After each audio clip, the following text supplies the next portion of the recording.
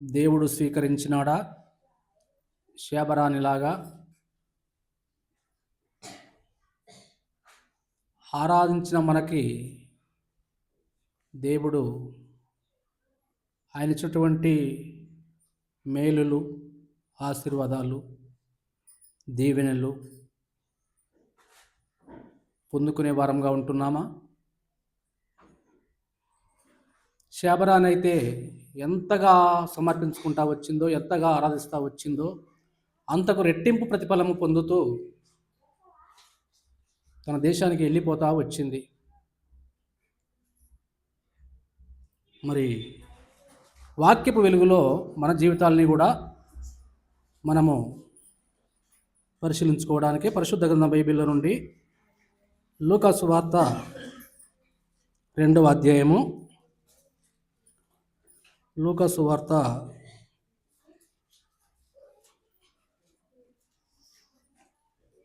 2వ అధ్యాయము 7వ వచనాన్ని అందరం కలిసి చదువుకుంటాం. లూకా 2:7 అందరం కలిసి చదువుకుంటాం. బయట ఉన్న వాళ్ళు లోపలికి రండి.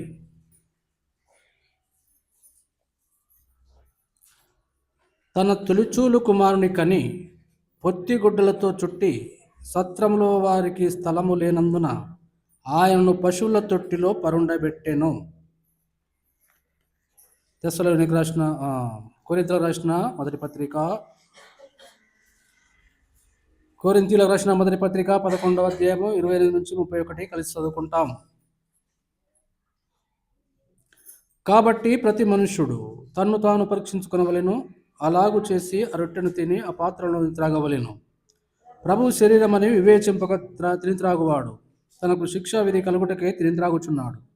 ఇందువలనే మీలో అనేకులు బలహీనులను రోగులనై ఉన్నారు, చాలామంది నిద్రించుచున్నారు.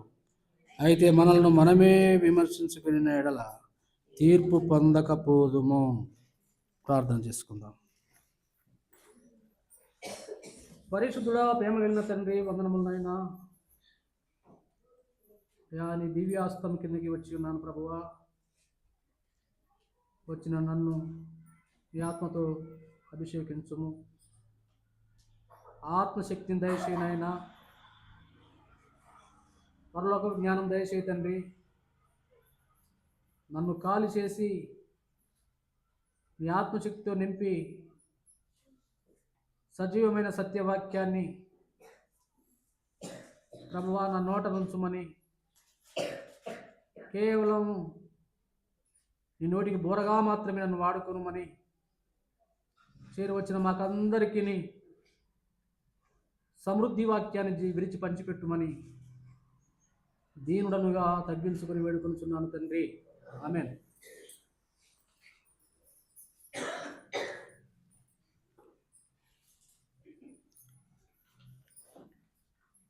ఈ క్రిస్మస్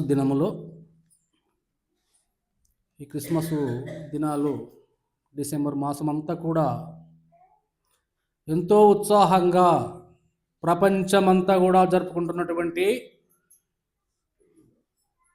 రోజులు ఇవి. క్రిస్మస్ పండుగకి సమీపంలోనే మనమున్నాం. 25వ తారీఖు లోకరక్షకుడు జన్మించినటువంటి రోజు. మరి లోకరక్షకుడు లోకములో జన్మిస్తూ వచ్చినాడు. ఎన్నో సందర్భంలో ఈ వాక్యాన్ని మనం చూసుకుంటూనే వస్తున్నాం. ఆయన జన్మిస్తూ వచ్చినప్పుడు ఆయనకు ఎవరు కూడా స్థలం ఇవ్వలేదు. సత్రములో కూడా స్థలము లేదు. చివరికి పశువుల పాక మాత్రమే ఆయనకు దొరికింది.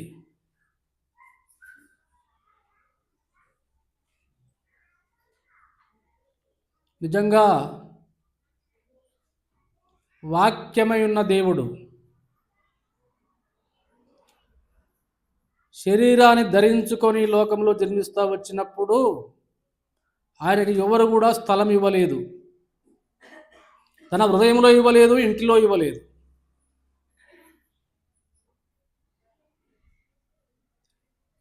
ముప్పై 33 సంవత్సరాలున్నర ఈ లోకంలో జీవించి తన ప్రజలైనటువంటి వారికి మాదిరి చూపించి ఇలాగా జీవించాలి, ఇలాగా మాట్లాడాలి, ఇలాగా నడుచుకోవాలి, కుటుంబంగా ఎలా నడుచుకోవాలో, సంఘంగా ఎలా నడుచుకోవాలో, సార్వత్రిక లోకములో మనం ఎలా ప్రవర్తించాలో కూడా అన్ని విధాలా మన దేవుడు యేసయ్య పరిశుద్ధ గ్రంథం బైబిల్లో ఆయన మాటలు ఉంచిపోతా వచ్చినాడు. ఆహరోనుడ వెళ్ళిపోయిన తర్వాత ఆదరణకర్తను మన దగ్గర పంపిస్తూ వచ్చినాడు.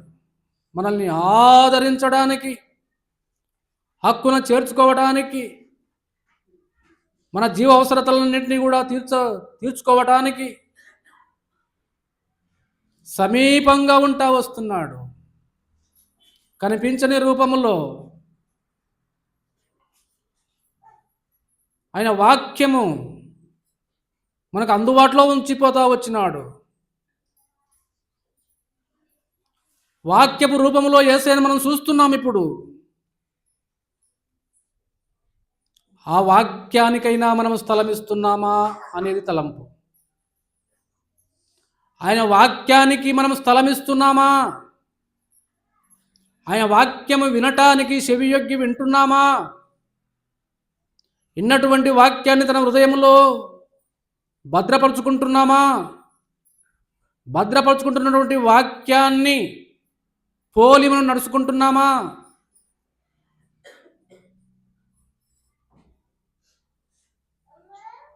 వాక్యము మన హృదయంలో ఉన్నదా? వాక్యము మన ఇంటిలో ఉన్నదా? వాక్యము మన సంఘములో ఉన్నదా? వాక్యము ఉండాలి అనంటే వాక్యానుసారంగా నడుచుకోవటమే వాక్యము ఉన్నట్లుగా. వాక్యం ఉన్నదా, వాక్యం ఉన్నదా అంటాడు. ఏంది వాక్యం? నా ఇంట్లో బైబిళ్ళు 3 ఉన్నాయి, 4 ఉన్నాయి, 5 ఉన్నాయి. వాక్యం నా ఇంట్లోనే ఉంటుంది. బైబిల్ ఉంటే నా ఇంట్లో ఉన్నట్లే. బైబిల్ నా దగ్గర ఉంటే నా దగ్గర ఉన్నట్లే. దేవుని మందిరంలో వాక్యాలు గోడలకు రాస్తే ఉన్నట్టే అని ఆలోచన చేసుకోకూడదు. అలా ఆలోచన చేసుకుంటే రాయబడినటువంటి వాక్యములు విగ్రహములై నిలుస్తాయి. బైబిల్ను కూడా ఒక విగ్రహంగా చూడకండి. బైబిల్ కూడా నా దగ్గర వాక్యం ఉన్నది అనుకుంటే సరిపోదు.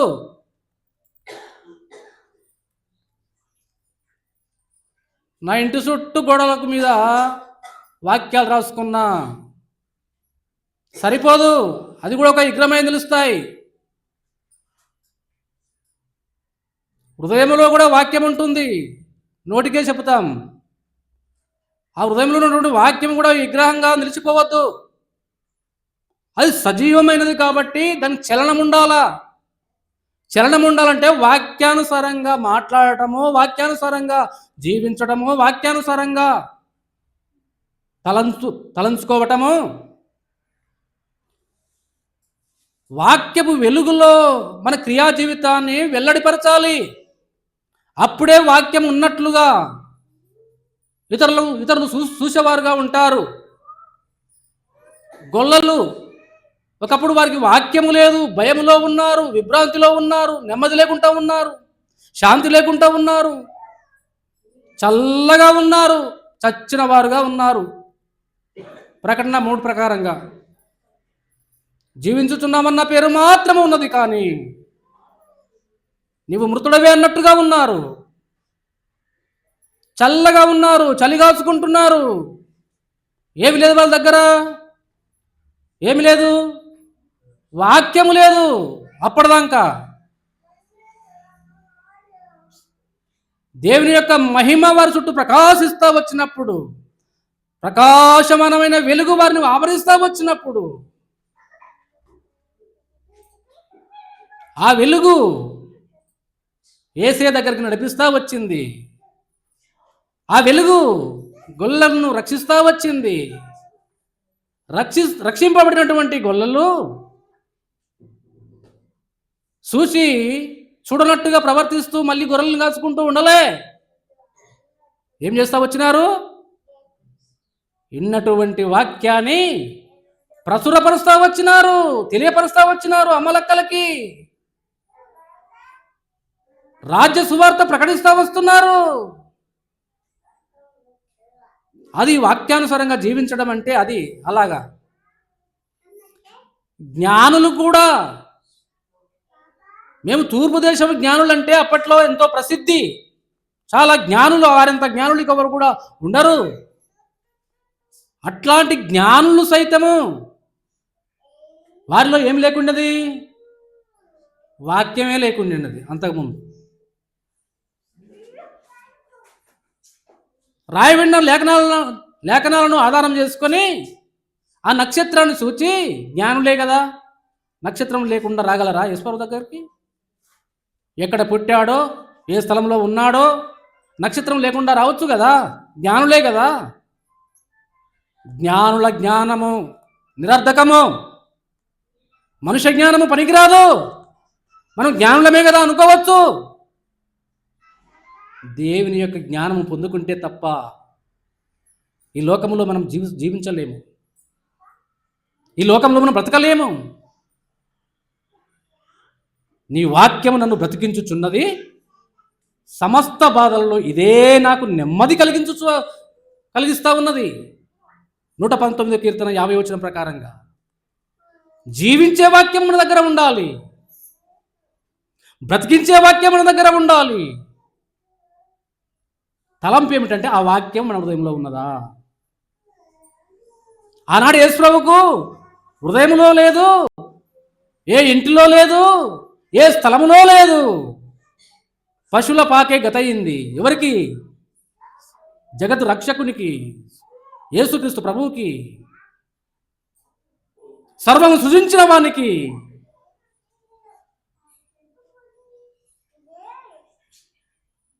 మనం ఏ విధంగా ఉంటున్నాం? వాక్యం వెలుగులో ఉన్నామా? వాక్యానుసారంగా వాక్యానికి ప్రాధాన్యత ఇస్తున్నామా? వాక్యానికి విలువ ఇస్తున్నామా? అసలుకి ఒక 2 కుటుంబాలు చూసుకొని బలలో పాల్పంపులు పొందుదాం. లూకాసు వార్త 2 మొదటి నుంచి 5 వచనాలు. కొన్ని దినములైన పిమ్మట ఆయన మరలా కపెర్నహూములోనికి వచ్చెను. ఆయన ఇంట ఉన్నాడని వినవచ్చినప్పుడు అనేకులు కూడి వచ్చిరి గనక వాకిటినైనను వారికి స్థలము లేకపోయాను. ఆయన వారికి వాక్యము బోధించుచుండగా కొందరు పక్షవాయువు గల ఒక మనుషుని 4 చేత మోయించుకొని ఆయన యొద్దకు తీసుకుని వచ్చిరి. చాలామంది కొడి ఉన్నందున వారు ఆయన యొద్దకు చేరలేక ఆయన ఉన్న చోటికి పైగా ఇంటి కప్పు విప్పి సందు చేసి పక్షవాయు గల వారిని పరుపుతోనే దింపిరి. యేసు వారి విశ్వాసము చూచి, కుమారుడా, నీ పాపములు క్షమింపబడి ఉన్నవని పక్షవాయువు గల వానితో చెప్పాను. చూడండి, చెప్పలేదా? అధ్యాయం చెప్పలేదా? మార్కు వార్త 2:1 చెప్పలేదా? లూకానా?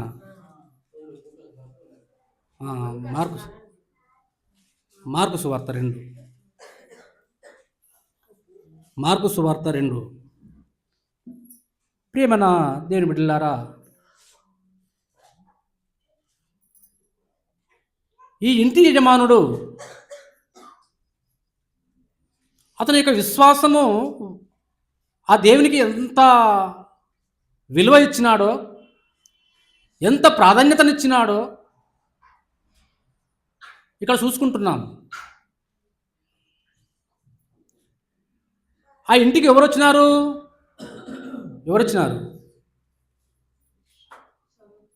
ఏంది ఎవరు నోరు తెరవరు? సరే, మరొకసారి. కొన్ని దినములైన పిమ్మట ఆయన మరలా కపెర్నహూములోనికి వచ్చెను. ఆయన ఇంట ఉన్నాడని వినవచ్చినప్పుడు అనేకులు కూడి వచ్చిరి గనక వాకిటనైనను వారికి స్థలము లేకపోయాను. ఆయన వారికి వాక్యము బోధించుచుండగా కొందరు పక్షవాయువు గల ఒక మనుషుని నలుగురు చేత మోయించుకొని ఆయన వద్దకు తీసుకుని వచ్చిరి. చాలామంది కూడి ఉన్నందున వారు ఆయన వద్దకు చేరలేక ఆయన ఉన్న చోటికి పైగా ఇంటి కప్పు విప్పి సందు చేసి పక్షవాయువు గల వారిని పరుపుతోనే దింపిరి. యేసు వారి విశ్వాసము చూచి, కుమారుడా, నీ పాపములు క్షమింపబడి ఉన్నవని పక్షవాయు గల వానితో చెప్పాను. కపెర్నహూములోనికి వచ్చినాడు. ఎవరు వచ్చినాడు? యేసు ప్రభు వచ్చినాడు. కపెర్నహూములో ఒక ఒక ఆయన ఇంటికి పోయినాడు. వాళ్ళింటికి పోయినాడు, ఒక ఆయన ఇంటికి పోయినాడు. ఆ ఇంటి దగ్గరికి తండోపతండాలుగా జనము గుంపు కూడి వచ్చినారు. ఎందుకంటే ఆ రోజుల్లో యేసు ప్రభు ఎక్కడ ఉంటాడో అక్కడ జనము గుంపులు గుంపులుగా వచ్చేవాళ్ళు. యేసు ప్రభు ఇంటిలో ఉన్నాడు, లోపల ఉన్నాడు. జనమైతే గుంపు కూడి ఉన్నది. వాకిటనైనను స్థలం లేదని రాయబడింది. పరిసరాలు మొత్తము జనముతో గుంపు కూడి ఉన్నాయి. అంతలోనే ఒక పక్షవాయు గలవాడు, ఎన్నో సంవత్సరాల నుండి పక్షవాయువుతో బాధపడుతూ మంచాన పడి బాధపడుతున్నటువంటి ఆ పక్షవాయువు కలిగిన వారిని నలుగురు చేత మంచము మీద పండబెట్టుకొని నలుగురు చేత మోయించుకొని వస్తున్నారు. నలుగురు చేత మోసుకొని వస్తున్నారు పక్షవాయువు కలిగిన వారిని.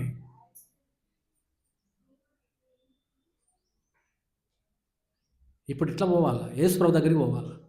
యేసుప్రభు ఎక్కడ ఉన్నాడు? ఇంట్లో ఉన్నాడు. ఇక్కడ మంచంతో నడవలేడు. మరి ఎలాగ తీసుకొని పోవాలా? పరుపుతోనే దింపిరని రాయబడిందాడ. పరుపుతోనే తీసుకొని వచ్చినారు. ఇక్కడ స్థలము వాకిటనైనను స్థలము లేదని రాయబడింది. ఇక్కడ మనం ఏమర్థం చేసుకోవాలి ఈ మాటల్ని?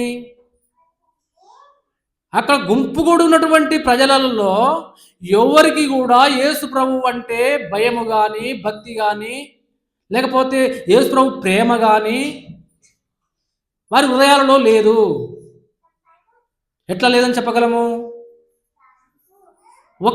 ఒకరంటే ఒకరికి గౌరవ మర్యాదలు లేవు. ఒకరినొకరు ప్రేమించుకోవడం లేదు. ఒకరి సాధక బాధలు ఇంకొకరు చూసేటువంటి పరిస్థితులు అసలే లేరు. మరి ప్రాణాపాయకరమైన పరిస్థితులు ఉన్నటువంటి పక్షవాయువులను చూచి అటువంటి జనమంతా కాస్త పక్క జరగండి అని చెప్పి ఇతను కొనివ్వాలి కదా యేసుప్రభు దగ్గరికి. మనం బాగానే ఉన్నాం, మనకేం కాలేదు, అసలు సస్తాడో బతాడో ఆ పరుపుతో ఎత్తుకుని వచ్చినారు, మీరు జరగండి అంటే స్థలం ఇవ్వరా? నేరుగా యేసుప్రభు దగ్గరికి తీసుకుని పోవడానికి స్థలం ఇవ్వాలనా లేదా? ఇవ్వాలి కదా. మరి వీరిలో ఏమి లేదు? ఈ గుంపు కూడా ఉన్న వారిలో ఏమి లేదు? దేవుని ప్రేమ లేదు. ఇతరులకు మేలు చేసేటువంటి ప్రేమ వారిలో అసలే లేదు. మేలు చేద్దామన్నటువంటి ఆలోచనే లేదు. వీరి హృదయములలో స్థలము లేదు. యేసుప్రభుకు స్థలము లేదు. యేసుప్రభు ప్రేమ లేదు. వాళ్ళందరూ ఎవరి దగ్గరికి వచ్చినారు? ఈ జనమంతా కూడా ఎవరి దగ్గరికి వచ్చినారు? యేసుప్రభు దగ్గరికే వచ్చినారు, కానీ ఏమి లేదు, యేసుప్రభు ప్రేమ లేదు. మన వరకు మనమే రక్షింపబడ్డామని కాదు, నిన్ను వల్ల నీ పొరుగువారిని ప్రేమించాలనుంది వాక్యం. నిన్ను వల్ల నీ పొరుగువారిని ప్రేమించండి, అప్పుడే వాక్యం పనిచేస్తుంది. వాక్యానికి మనం ప్రాధాన్యత ఇచ్చే వాళ్ళంగా ఉంటాం. హృదయంలో వాక్యం పనిచేస్తుంది. బంగారాన్ని వాడకపోతే అలాగనే మట్టిలో కప్పి పెడితే ఏమవుతుంది? మస్టు పట్టిపోతుంది. మస్టు. వాక్యం కూడా అలాగనే ఉంటే నిరర్థకమైపోతుంది. వాక్యం పనిచేయదు. బండవన్న రాతి హృదయంలాగా మారిపోతుంది. పేరుకు మాత్రమే దేవుని నమ్ముకుందాం అన్నట్టుగా ఉంటాము, కానీ ఆ ప్రేమే ఉండదు. ఒకరికొకరు సహాయ సహకారాలు చేసుకోము. మరి పక్షవాయు గలవాడు ఎట్లా పోవాలి ఇప్పుడు? జనమేమో గుంపు కూడి వాకిటనైనను స్థలం దగ్గర రాయబడింది. వాకిటైనా స్థలము లేదు. ఇంటి యజమానుని విశ్వాసం చూడండి. అంతమందిలో దేవునికి యేసుప్రభువుకు స్థలము లేదు కానీ ఆ ఇంటి యజమానుని హృదయంలో స్థలం ఉన్నది. ఆ ఇంటి యజమాని ఇంటిలో స్థలం ఉన్నది. ఆ నలుగురి మనసులకు యేసుప్రభు అంటే స్థలం ఉన్నది. ఆ నలుగురు ఎవరు? పక్షవాయు గలవాడిని పరుపు మీద ఎత్తుకొని వస్తున్నటువంటి నలుగురిలో కూడా యేసుప్రభు అంటే అచంచలమైన విశ్వాసము. నా పక్షవాయువు వెళ్ళినటువంటి నా బంధువు లేకపోతే తోపుటూలో ఎవరు తెలియదు, వరుసకు ఏమవుతాడు. నా యేసయ్య దగ్గర నేను తీసుకొని పోతే యేసయ్య బాగు చేస్తాడు అన్నటువంటి విశ్వాసం ఉన్నదంటే వాక్యానికి స్థలం ఉన్నది. యేసయ్యకు స్థలం ఉంది. ఎంతమందిలో స్థలం చూస్తున్నాం? ఇప్పుడు గుంపు కూడా ఉన్నారు, వాకిట్లో స్థలము లేకుండా ఉన్నారు. వాటిలో మాత్రము ఒక ఇంటి యజమానుల్లో విశ్వాసం ఉన్నది, అంటే యేసయ్యకు స్థలం ఉన్నది. ఈ నలుగురిలో ఉన్నది. ఆ పక్షవాయువు గల రోగగ్రస్తుని కూడా ఉన్నది. ఎంతమంది అయ్యారు ఇప్పుడు? 6 అయ్యారు. 6 రోజులు విశ్వాసం కలిగి జీవించాలి మనము. 6 రోజులు విశ్వాసం లేకుండా జీవిస్తే సాతానుడు సులువుగా చిక్కులు పెట్టే పనిలో పడద్రోస్తాడు.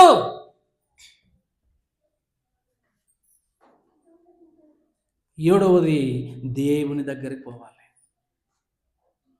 చూడండి, ఆ ఇంటి యజమానుడు, అయ్యా మీరు వచ్చినారా? ఈ జనం ఎంత చెప్పినా వినట్లేదయ్యా, స్థలమీయుడి స్థలమీయుడి స్థలమీయుడి. ఎక్కడుందా మాట? మత్తయి సువార్త 9వ అధ్యాయంలో స్థలమీయుడు అని రాయబడింది. తీయవలసిన అవసరం లేదులేండి. మత్తయి సువార్తలో ఏమని రాయబడింది? 9వ అధ్యాయంలో స్థలమీయుడి స్థలమీయుడు అని రాయబడి ఉన్నది. ఈ ఇంటి యజమానుడు అంటున్నాడు, అయ్యా పక్షవాయు గల వానికి స్థలం ఇవ్వండి, స్థలం ఇవ్వండి, స్థలం ఇవ్వండి. ఎవరు కూడా స్థలం ఇవ్వరే. చివరికి ఏం చేసినాడో తెలుసా? అయ్యా నేను ఒక మార్గం చెప్తా మీకు. వీళ్ళు ఎంతగా జరగమన్నా జరగట్లేదు, చెప్పితే వినిపించుకోవడం లేదు. ఇగో అటుకెళ్ళి నా ఇంటి మిద్దె మీదకి మెట్లున్నాయి. ఆ మెట్ల మీదకి వెళ్ళి ఆ పరుపుతోనే, మీరు ఎంత ప్రయాసపడతారో తెలియదు కానీ పరుపుతోనే ఎక్కించుకొని ఆ మిద్దె మీదకి రండి.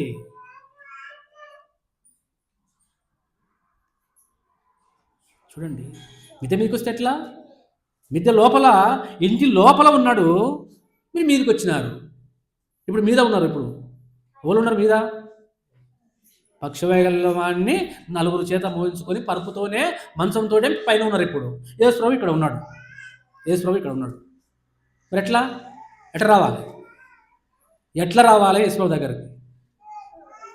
చూడండి, అంటున్నాడు ఇంటి యజమాని, అయ్యా ఏమి ఆలోచన చేస్తారేంటి? లేట్ చేయకండి, మంచం పట్టేంత స్థలం ఆ ఆటలు ఇప్పండి, మిద్దె పైకప్పు ఇప్పండి, చూస్తారేమి? ప్రయాసముతో ఆ కింద ఆ మంచం ఎలుపునటువంటి ఆ స్థలంలో కాస్త ఇప్పుతుంటే దుమ్మిదూలు పడుతుంది కదా.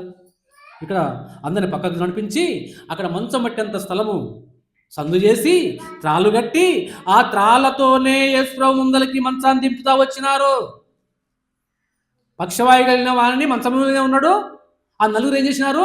అంత మంచం పట్టేంత స్థలం అప్పట్లో మరి పెంకుటిన్లో లేకపోతే ఆటలతో మిద్దేనో ఏదో తెలియదు కానీ ఆ మంచం పట్టేంత స్థలం ఇప్పి అక్కడికి వెళ్ళి కిందికి దింపినారు. ప్రేమన దేని బిడ్డలారా, ఇంటిలోకి రమ్మన్నా కానీ నా ఇల్లు ఇప్పుకోమంటావా? ఎవరన్నా భరిస్తారా? మన నా ఇల్లు కప్పుకోవాలంటే ఎంత శ్రమ, ఎంత ప్రయాసపడాలి. మళ్ళీ ఆ ఇల్లు కప్పుకోవాలంటే ఎవరు అసలు? వాళ్ళు బంధువులా, స్నేహితులా, ఎవరో తెలియదు. పక్షమే వెళ్ళిన వాని యేసుప్రభు ఉండాలని వచ్చాడు. యేసుప్రభు ఇంట్లోకి రావటమే పాపమా? యేసుప్రభు ఇంట్లోకి వస్తే నా ఇల్లు ఇప్పాలా అనుకుంటారా? అనుకోరా? ఇప్పుడు యేసుప్రభు గురించి మనము ఏమైనా కోల్పోతున్నామా అనేది ప్రశ్న. యేసుప్రభు గురించి ఏదైనా నష్టపరుచుకుంటున్నామా? అప్పుడు హృదయంలో మనం స్థలం ఇచ్చినట్టు యేసయ్యకు మనం హృదయంలో స్థలం ఇచ్చినట్లు. ఉన్న పనే నష్టపరుచుకొని పనే చేయమంటే మనం చేయట్లేదు. ఇక నష్టపరుచుకునే పని చేయాలంటే మందిరానికి వస్తారా? మందిరానికి కూడా రారు. ఏవో దేవుని నమ్ముకుంటే నమ్ముకున్నాం కానీ ఓయమ్మో ఇంత పని నా ఇల్లే ఇప్పుకోవాలంటే నేను ఇప్పుకుంటా అనేవాళ్ళు ఉన్నారు ఈ రోజుల్లో. ఆ ఇంటి యజమానుడు తన ఇంటినే సమర్పించుకుంటా వచ్చినాడు. అయ్యా, నేను ముఖ్యం కాదు, నన్ను వల్లే నా పొరుగువాడిని కూడా బాగు చేయ్యా. నేను ఏ విధంగా ఆరోగ్యాలతో ఉన్నానో, ఏ విధంగా మిమ్మల్ని నా ఇంట్లో చేర్చుకున్నానో, ఏ విధంగా మిమ్మల్ని నా హృదయంలో చేర్చుకున్నానో, ఈ పక్షవాయువు వెళ్ళిన వాడు కూడా, ఆ మోసుకొచ్చిన నలుగురు కూడా నాలాంటి స్వభావము, నాలాంటి ప్రేమ వాళ్ళు కూడా కలిగి ఉండాలయ్యా. నేను ఏ విధంగా యేసుప్రభువుని చేర్చుకున్నానో వాళ్ళు కూడా చేర్చుకోవాలయ్యా అని చెప్పి తన ఇంటిని సమర్పించుకున్నాడు, తన ఒంటిని సమర్పించుకున్నాడు. ఆ ఇల్లు ఇప్పినప్పుడు, అక్కడ దింపుతా వచ్చినప్పుడు యేసుప్రభు ఆ పక్షవాయువు వెళ్ళిన వాడిని ఏం చేసినాడు? స్వస్థపరుస్తా వచ్చినాడు. స్వస్థపరుస్తా వచ్చిన తర్వాత ఒక మాట అంటాడు. ఆ మాట చదవండి చివరిలో 5 వచనం. యేసు వారి విశ్వాసము సూచి చాలు. యేసు వారి విశ్వాసం ఏకపదమా? ఇది బహువచనం, ఏకవచనం కాదు కదా. మరి వారి విశ్వాసం చూసినాడు అన్నాడు. ఓరోరు ఇక్కడ వారంటే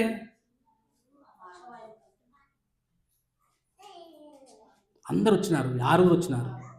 మొదట్లో చెప్పుకున్నాం 6 ఇంటి యజమానుడు ఉన్నాడు, పక్షవాయువు కలిగిన వాడు ఉన్నాడు, 4 చేత మోయించుకొచ్చిన వారు ఉన్నారు, 6 ఉన్నారు. వారి విశ్వాసము చూసి, ఓ నా కుమారుడా, ఓ నా కుమార్తెలారా, 6 రోజుల విశ్వాసం నేను చూసినాను అంటున్నాడు యేసుప్రభు మనల్ని. 7వ రోజున సన్నిధికి వచ్చి ఆరాధించినటువంటి ఓ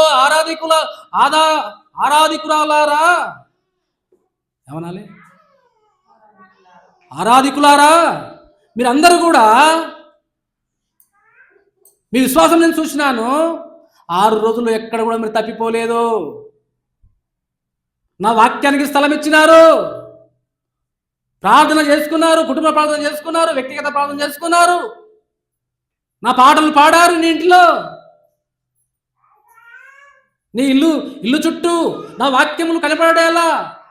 నీ ఇంటిలోనికి ఎవరైనా అన్యుడు వస్తే నీ వాక్యాలు చదువుకున్నప్పుడు వాక్యం ద్వారానైనా చదువబడిన వాళ్ళు మారు మనసు పొందుకోవాలని వాక్యాలు రాసి పెట్టుకున్నావు. నీ ఇంటిలో వాక్యానికి ప్రాధాన్యత ఇచ్చినావంటే నాకు ప్రాధాన్యత ఇచ్చినావయ్యా.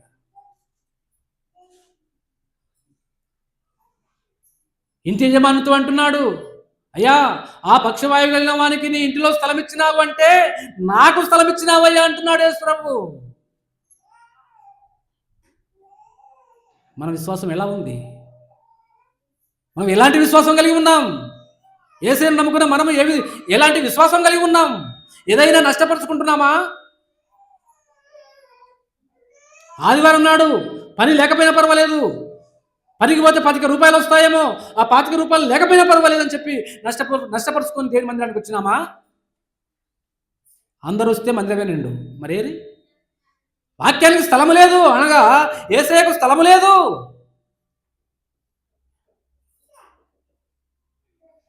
ప్రియమైన దేవుని బిడ్డలారా, అలాగా ఉండకూడదని, స్థలము లేకుండా, యేసయ్యకు స్థలము లేకుండా మనం జీవించవద్దు. వారి విశ్వాసం చూచి, నలుగురి విశ్వాసం చూచినాడు. మళ్ళీ చివరిలో ఏమన్నాడు చూడండి అన్నమాట, చదువు. వారి విశ్వాసం చూచి, కుమారుడా, నీ పాపములు క్షమింపబడి ఉన్నవని. ఇక్కడ ఏకవచనం పలుకుతా ఉన్నాడు. ఎందుకు తెలుసా? ఎందుకు ఏకవచనం పలుకుతున్నాడు? వారి విశ్వాసం చూసినాడు. ఇక్కడ పక్షవాయువు వెళ్ళిన వారితో ప్రత్యేకంగా మాట్లాడుతూ ఉన్నాడు. ఎందుకంటే రోగగ్రస్తుడు కదా, బాగు చేయాలి కదా. 99 మంది నీతిమంతుల కంటే ఒక్క పాపి విషయంలో పరలోకములో దేవదూతలు పండుగ చేసుకుంటాయి, విందు చేసుకుంటాయి.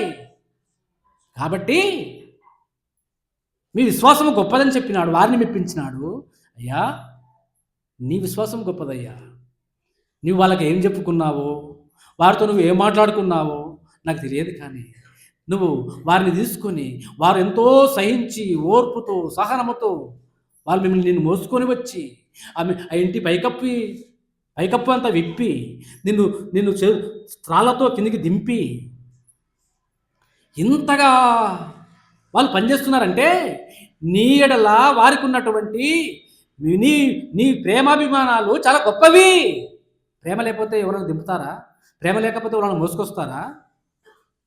అంటే నీ ప్రవర్తన మంచిది, నీ విశ్వాసం మంచిది. మంచివానికి ఎవరైనా స్థలం ఇస్తారు, చెడ్డవారికి ఇస్తారా? ఈ పక్షవాయువుని యొక్క మనస్సు మంచిది కాబట్టి నలుగురు ఎంతగానో ప్రయాసపడతా వచ్చారు. కాబట్టి అంటున్నాడు యేసు ప్రభువు, నీ విశ్వాసమే నిన్ను స్వస్థపరిచింది. మన విశ్వాసమే మనల్ని ఏం చేస్తుంది? స్వస్థత. పాప రోగం నుండి స్వస్థత, శరీర రోగం నుండి స్వస్థత, ఆర్థిక ఇబ్బందుల నుండి విడుదల, అసమాధానం నుండి, శోధనలో నుండి విడుదల, అప్పుల ఊబిలో నుండి విడుదల. దేని చేత వస్తుంది? విశ్వాసము ద్వారా వస్తుంది. ప్రేమ దేవుడిలారా, విశ్వాసము ద్వారా వస్తుంది. కాబట్టి చివరిగా ఒక మాట చూసుకొని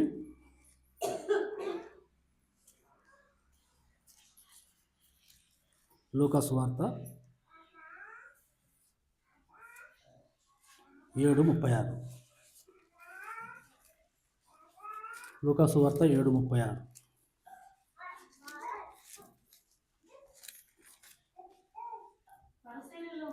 పరిశీలనలో ఒకడు తనతో కూడా భోజనము చేయవలనని ఆయన అడిగాను. ఆయన ఆ పరిశీలన ఇంటికి వెళ్ళి భోజన పంక్తిని కూర్చుండగా ఆ ఊరిలో ఉన్న పాపాత్మురాలైన ఒక స్త్రీ యేసు పరిశీలన ఇంట భోజనమునకు కూర్చున్నాడని తెలుసుకొని ఒక బుడ్డిలో అత్తరు తీసుకొని వచ్చి వెనుక తట్టు ఆయన పాదముల యొద్ద నిలవబడి ఏడ్చుచు కన్నీళ్లతో ఆయన పాదములను తడిపి తన తల వెంట్రుకలతో తుడిచి ఆయన పాదములను ముద్దు పెట్టుకొని ఆ అత్తరు వాటికి పూసాను. ఇది ఎవరి నుంచి చెప్పాలంటే చాలా ఉంటుంది కాబట్టి కథల్లాగా చెప్పుకుందాం. ఇక్కడ కూడా ఒక పరిచయుడు తన ఇంట్లో చేర్చుకున్నాడు యేసుప్రభును. చేర్చుకున్న ఆ యజమానికి యజమానునికి తేడా చూడండి. ఆ ఇంటి యజమానుడు ఇల్లు సహా సమర్పించుకున్నాడు, యేసుని ఇంట్లో చేర్చుకున్నాడు. ఈ పరిచయుడు యేసయ్య యొక్క మెప్పితార్థాలు పొందాలన్నటువంటి తపన ఇతనిలో ఉన్నది, కానీ క్రియ లేని విశ్వాసము వ్యర్థం, మృతం. క్రియలు ఉండాలి. యేసుప్రభుని చేర్చుకున్నాడు, కానీ యేసుప్రభుని చేసుకుంటే ముఖ్యమంత్రి వచ్చి మన ఇంట్లోకి వచ్చింది అనుకో, ఊరంతా ఏమనుకుంటారు? బా పలానా జకర్యా ఇంటికి ముఖ్యమంత్రి వచ్చిండట అంటే మెప్పితార్థాల కోసం, ముఖశుద్ధుల కోసము యేసుప్రభుని చేర్చుకున్నాడు, ప్రేమతో కాదు. చేర్చబడినటువంటి పరిచయుని ఇంట్లో యేసుప్రభు ఉన్నాడు, అసలు కనీసం గిన్నెడు చన్నీళ్ళు ఇవ్వలేదంట. అతిథి మర్యాదలు చేసినట్టుగా ఏమి చూడము. ఈ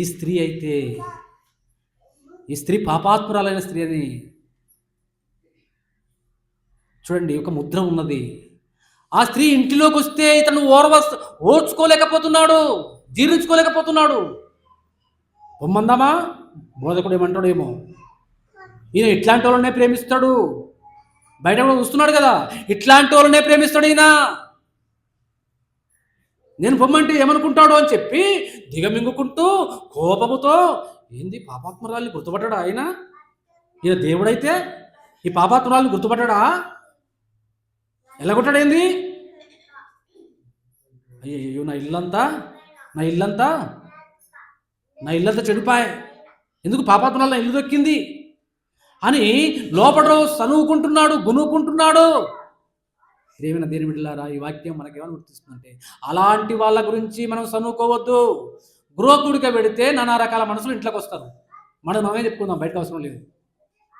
బ్రోకుడికి పెడితే నానా రకాల మనుషులు మన ఇంట్లోకి వస్తారు. అయ్యో నా ఇల్లు ఖరాబ్ అవుతున్నది, అయ్యో నా ఇల్లు వాళ్ళు దొక్కుతురు వీళ్ళు దొక్కుతురు అని చెప్పి అనుకోవద్దు. ప్రియమైన దేని బిడ్డలారా, ఇలాంటి సనుగులు గునుగులు సంశయాలు క్రైస్తవులలో విశ్వాసులలో ఉండకూడదు.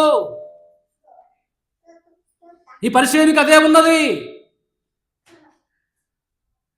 ఏమైతే ఒక స్త్రీ వచ్చింది, ఉన్నపాటున కన్నీళ్లు విడుస్తూ తన వెనక తట్టుకొచ్చి మోకరించినప్పుడు కాళ్ళు వెనకకుంటాయి.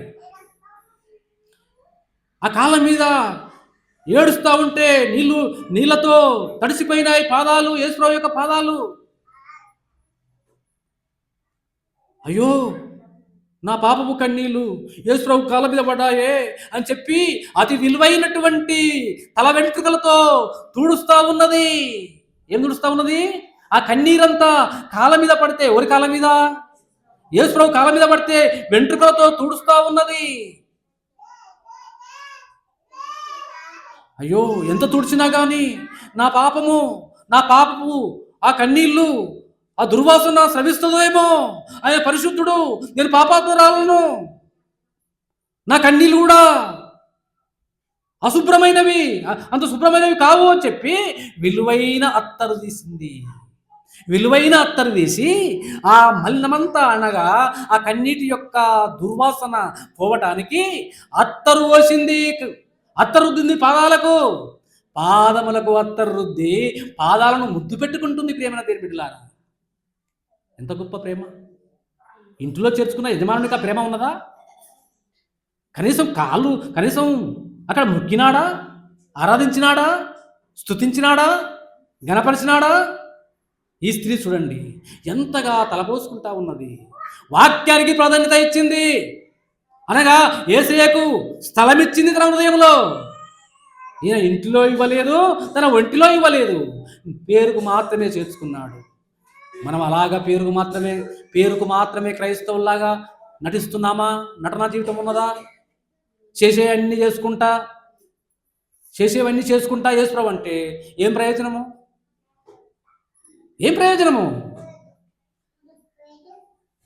చివరికి చూడండి ఏమంటాడు. 43 వచ్చిన కూడా చదవండి.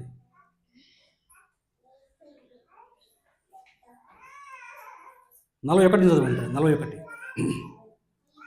41 వచ్చిన నుంచి లూకాసు వార్త 7వ అధ్యాయము 41. అప్పిచ్చు ఒకనికి రుణస్థులుండ్రి, వారిలో ఒకడు 500 దినారములను మరి ఒకడు 50 దినారములను అచ్చి ఉండ్రి. ఆ అప్పు తీర్చుటకు వారి యొద్ద ఏమీ లేకపోయాను గనక అతడు వారిద్దరిని క్షమించను. కాబట్టి వీరిలో ఎవడు అతన్ని ఎక్కువగా ప్రేమించనో చెప్పుమని అడిగాను. అందుకు సీమోను, అతడు ఎవరికి ఎక్కువ క్షమించనో వాడే అని నాకు తోచున్నదని చెప్పగా ఆయన, నువ్వు సరిగా యోచించితివి అతనితో చెప్పి ఆ స్త్రీ వైపు తిరిగి సీమోనుతో ఇట్లనను, ఈ స్త్రీని చూచుచున్నావే, నేను నీ ఇంటిలోనికి రాగా నీవు నా పాదములకు నీలియలేదు, కానీ ఈమె తన కన్నీళ్లతో నా పాదములను తడిపి తన తల వెంట్రుకలతో తుడిచను. నీవు నన్ను ముద్దు పెట్టుకోలేదు, కానీ నేను లోపలికి వచ్చినప్పటి నుండి ఈమె నా పాదములో ముద్దు పెట్టుకొనుట మానలేదు. నీవు నూనెతో నా తల అంటలేదు, కానీ ఈమె నా పాదములకు అత్తరు పూసెను. ఆమె విస్తారంగా ప్రేమించను గనక ఆమె యొక్క విస్తార పాపములు క్షమింపబడి నీతో చెప్పుచున్నాను. ఎవరికి కొంచెంగా క్షమించబడనో వాడు కొంచెంగా ప్రేమించుతున్నాడు అని చెప్పి నీ పాపములు క్షమింపబడినవి అని ఆమెతో చెప్పాను. అప్పుడు ఆయనతో కూడా భోజన పంక్తిని కూర్చున్న వారు పాపములు క్షమించుచున్నా ఇతడు ఎవడని తమను తామను కొనసాగిరి. అందుకైనా నీ విశ్వాసము నేను రక్షించను, సమాధానము గలదానవై వెళ్ళుమని ఆ స్త్రీతో చెప్పాను. నీ విశ్వాసము అంటున్నాడు ఇక్కడ. మనందరి విశ్వాసం ఏ విధంగా ఉన్నది? ఈ స్త్రీ లాంటి విశ్వాసం మనకున్నదా? ఇద్దరు రుణస్తులను ఎగ్జాంపుల్గా చెప్తా వచ్చినాడు. గూఢంగా అతని మనోనేత్రాలు వెలిగించడానికి, అయ్యా 50 రూపాయలు ఉన్నవాడిని క్షమించినాడు, 100 రూపాయలు క్షమించినాడు. మరి ఇందులో ఎవరిని ఎక్కువ క్షమించినట్టంటే ఎక్కువ ఉన్నవాని అన్నాడు. మరి ఇక్కడ నువ్వు కరెక్టే చెప్పినావు, నువ్వు ఇంట్లో చేర్చుకున్నావు కానీ నన్ను కనీసం నీళ్ళు ఇచ్చినావా? నా తలకు నూనె అంటినావా? నా పాదాలు ముద్దు పెట్టుకున్నావా? ఈ స్త్రీని చూస్తున్నావే, కన్నీరు విడిచి తల వెంట్రుకలతో తుడిచి అత్తరు పూసి నా పాదమును ముద్దు పెట్టుకుంటున్న ఈ స్త్రీ విశ్వాసం ఎక్కడా? నీ విశ్వాసం ఎక్కడయ్యా? చూడండి, సేమ్ అయిపోయినాడు. నువ్వు తెలుస్తాడా? మళ్ళీ మనం అలాగా ఉండొద్దు. సేమ్ అంటే దాన్ని ఏమంటారు? చాలా చూడండి, సిగ్గుపడవలసినటువంటి పరిస్థితులు మనకు కూడా మధ్యాకాశంలో ఉన్నాయి. ఎత్తబడ్డప్పుడు అక్కడ కనపడతాయంట మనకు. కాబట్టి అక్కడ తలదించుకున్నటువంటి పరిస్థితులు మనకు దాపరించవద్దు. ఈ స్త్రీలాగా మనం ఉండాలని యేసు ప్రభువు మనతో చెప్తున్నాడు. ఇలాగా ఉండి పరిశుద్ధ గ్రంథం మరి రక్తమాంసంలో పాల్పంపుకుందాం.